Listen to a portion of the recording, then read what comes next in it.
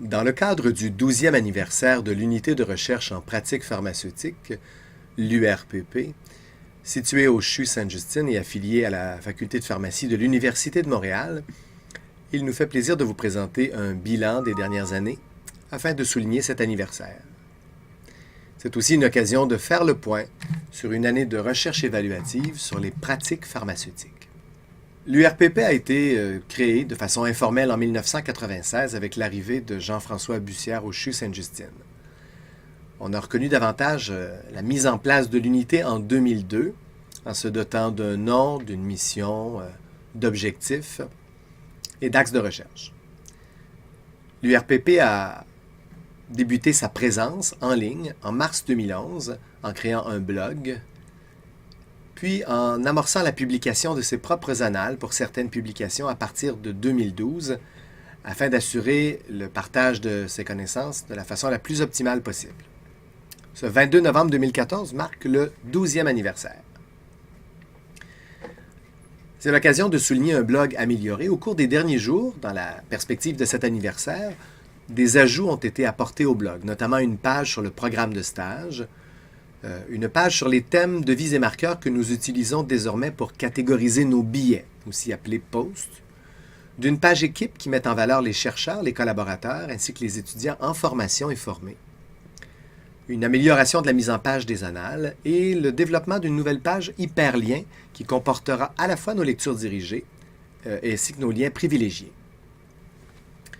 Nous vous invitons à consulter ce blog et à vous y abonner gratuitement par le biais de Facebook, du blog lui-même ou d'autres médias sociaux. On voit sur cette diapositive l'utilisation du blog. Alors, bien que la majorité des gens qui le consultent soient basés au Canada, le blog intéresse les gens de la francophonie et même d'autres pays.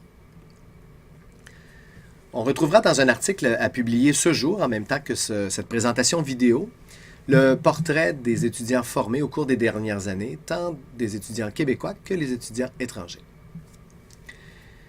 Ce bilan est l'occasion de souligner un projet phare qui va contribuer au rayonnement de l'unité, mais aussi à la recherche évaluative sur les pratiques pharmaceutiques.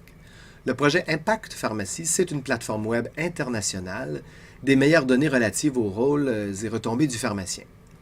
Si la phase 1 a été complétée en octobre dernier, nous amorçons la phase 2. Ce projet sera notamment le sujet de thèse de Aurélie Guérin en mai prochain.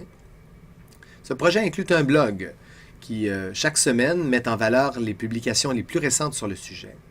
Ce projet a été reconnu par le biais de différents prix et nominations et comporte des dizaines de publications, et il repose sur la contribution d'une quinzaine d'étudiants impliqués jusqu'à maintenant. Alors, nous vous invitons aussi à vous abonner à ce blog que vous retrouvez sur Internet et à consulter le site Impact Pharmacie si vous vous intéressez au rôle du pharmacien. C'est l'occasion de vous présenter plusieurs autres projets brièvement, question de mettre en valeur la contribution des étudiants, mais aussi la variété des projets que l'URPP permet d'encadrer. La série Expo Prof met en valeur des contributions de Delphine, Myriam et Alexia, notamment avec notre plus grosse étude multicentrique canadienne de surveillance environnementale. De plus, en collaboration avec l'INSPQ, l'Institut national de santé publique du Québec, et notamment Nicolas Caron, nous complétons le développement d'une méthode urinaire de mesure de traces de médicaments dangereux et un protocole s'amorce bientôt.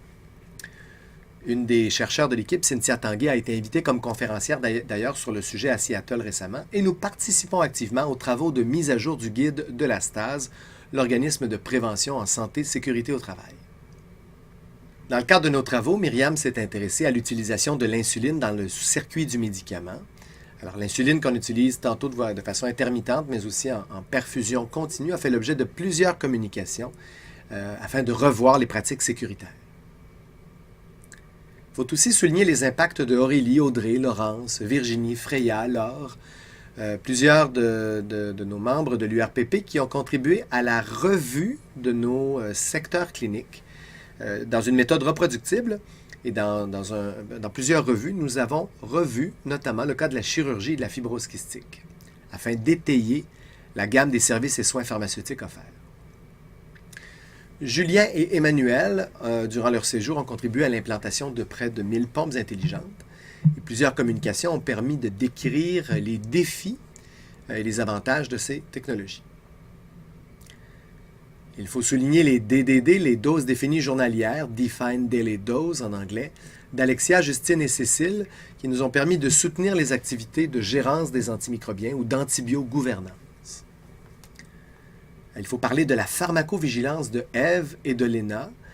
Dans le cadre d'un projet de génomique en collaboration avec la Colombie-Britannique, nous recrutons des patients afin de génotyper les polymorphismes qui pourraient expliquer la présence d'effets indésirables. Mais leur travail permet aussi de soutenir l'ensemble de la pharmacovigilance de notre institut. Les ruptures d'Isabelle et de François mettent en valeur l'ensemble de nos données de surveillance qui visent à caractériser la problématique des ruptures qui malheureusement perdurent au Canada. Quant au terrain mère-enfant fertile de Carolina, il s'agit de travaux ayant contribué notamment à la remise à niveau du secteur d'obstétrique-gynécologie, mais aussi de différents projets dans le cadre du Centre de procréation assistée, la fertilisation in vitro et l'implication du pharmacien, l'utilisation de thérapies alternatives. Que dire des lois de Ming, Ariane, Georges, Audrey et Jennifer, projet qui aura permis aussi de mettre en place un blog hebdomadaire mettant en valeur les plus récentes décisions juridiques, tant disciplinaires, pénales, civiles que criminelles, impliquant des pharmaciens québécois. Il faut parler des audits de Charlotte. En préparation de notre visite d'agrément 2015, nous avons mené une réflexion assez détaillée visant à se doter d'un titre d'emploi pour encadrer la gestion de la qualité et la réalisation de nombreux audits. Les pas émergents de Jennifer sont ceux du programme d'accès spécial et de l'encadrement de l'émergence de nouveaux médicaments, une démarche réfléchie d'accompagnement afin de bien justifier l'utilisation inhabituelle, émergente de certains médicaments. Cupidon, Sorias, Corinna, Dariane, Sandrine et Myrna, aidées de pharmaciens de notre équipe, ont évalué et caractérisé l'utilisation de la morphine à domicile. Cette utilisation en croissance compte tenu du retrait de la codéine et de ses risques. Une étude importante qui vient situer les limites de ce que nous faisons. Que dire des images de Marine, Fanny et Claire en soutien à ce centre d'information qui existe depuis plus de 15 ans et qui répond aux professionnels de la santé dans le cadre de l'exposition aux médicaments en grossesse et allaitement. L'URPP, c'est aussi l'histoire de la pharmacie. Nous nous y intéressons depuis une décennie et nous avons mis en place un blog sur l'histoire de la pharmacie au Québec. Ce blog faisant place à une société amorcée précédemment. Ce blog hebdomadaire permet notamment d'encadrer des stages à thématiques optionnelles qui nous ont notamment permis de revoir le contenu scientifique de Québec Pharmacie avec Steve, de dresser un portrait des associations pharmaceutiques et parapharmaceutiques avec Émile et d'amorcer les travaux préparatoires du 100e de la Faculté de pharmacie de l'Université de Montréal. Alors, on peut s'abonner aussi à ce blog en ligne, consulter les articles publiés, mais surtout visionner ce vidéo historique d'Adriane, réalisé aussi dans le cadre d'un stage à thématique optionnelle, qui met en valeur une centaine d'événements pivots de presque 400 ans de pharmacie au Québec.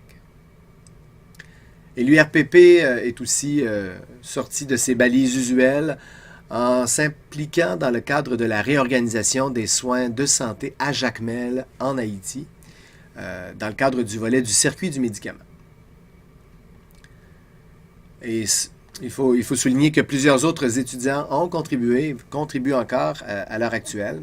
Alors nous tenons à remercier tous ceux et celles qui sont en formation à l'URPP, qui y contribuent, ainsi que tous nos collaborateurs, médecins, pharmaciens, infirmières et autres professionnels de la santé. L'URPP, c'est aussi un livre de recettes. Sous l'impulsion de Sonia Pro-Labarthe, nous avons amorcé un plan de rédaction et des versions préliminaires de nombreux chapitres de notre cookbook, recueil incontournable de nos principes, outils et astuces. Amorcé dans les années 2000, ces travaux ont été relancés avec notamment la contribution de Cécile Bérard et 2 premiers articles de cette série sont maintenant disponibles sur notre blog et un projet d'en rédiger de nombreux autres se poursuit. L'URPP a aussi le privilège d'utiliser de nouveaux espaces qui lui permettent de regrouper ses étudiants de façon plus optimale. Alors, ce nouveau local va permettre de faire périodiquement le point, d'assurer des discussions, et d'encadrer de façon plus efficace les travaux. Il faut souligner notre plus jeune recrue, Aurélie Guérin, qui nous a quittés après près de 3 années, nous a laissé une petite pensionnaire, Aurélie, pour ne pas l'oublier. Alors, nous la saluons.